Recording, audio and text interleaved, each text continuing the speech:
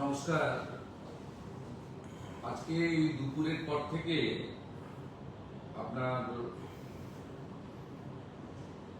ঝড় বৃষ্টিতে এবং বজ্রপাতে কলকাতা সহ রাজ্যের বহু জায়গায় অনেক ক্ষয়ক্ষতি হয়েছে। আমাদের কলকাতা কর্পোরেশন, বিধাননগর কর্পোরেশন, এগুলোতে কলকাতা পুলিশ কর্পোরেশন এবং আমাদের যারা লোকজন আছেন তারা করছেন। মাননীয় মন্ত্রী অগ্নিমিত্রা পাল মহোদয় এটা মনিটরিং করছেন, অনেকটাই ক্লিয়ার হয়েছে।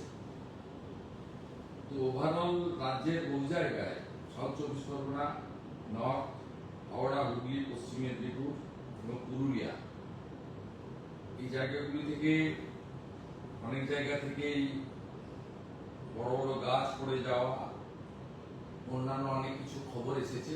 কলকাতাতেও দেখেছেন কিছু গাড়ির উপরে গাছ পড়েছে, কিছু ইনজোরও আছে। আমাদের এই ঝড়ে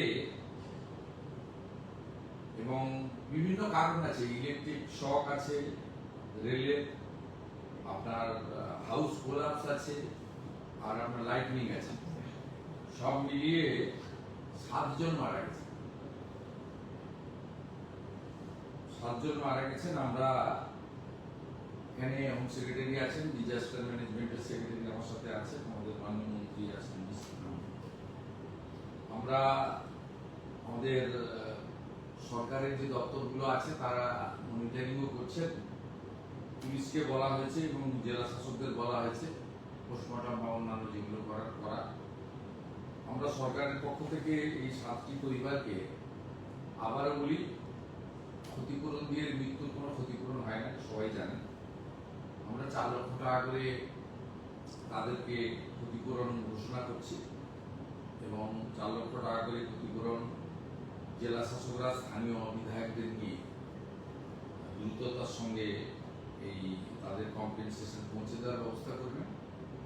আর যারা আহত হয়েছেন তাদেরকেও আমরা কম্পেনসেশন দেবো, কিন্তু সেটা এখনই না বলে ওদের যাতে চিকিৎসাটা সরকারিভাবে আমরা দ্রুততার সঙ্গে করতে পারি সেটাও আমরা নির্দেশ দিয়েছি। এটাই আমাদের ছিল।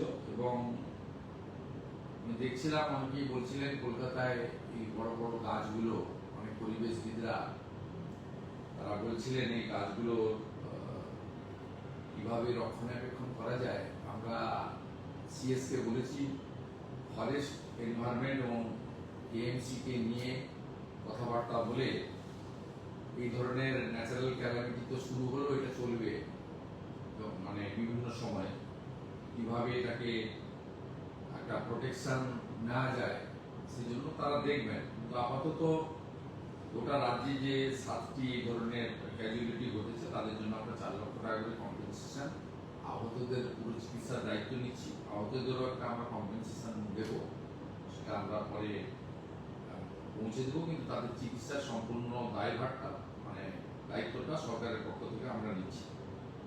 আর বাকি তো রাস্তাঘাট ট্রাফিক ক্লিয়ার করার জন্য কলকাতা, হাওড়া এবং বিধাননগর পুলিশ লেগে রয়েছে।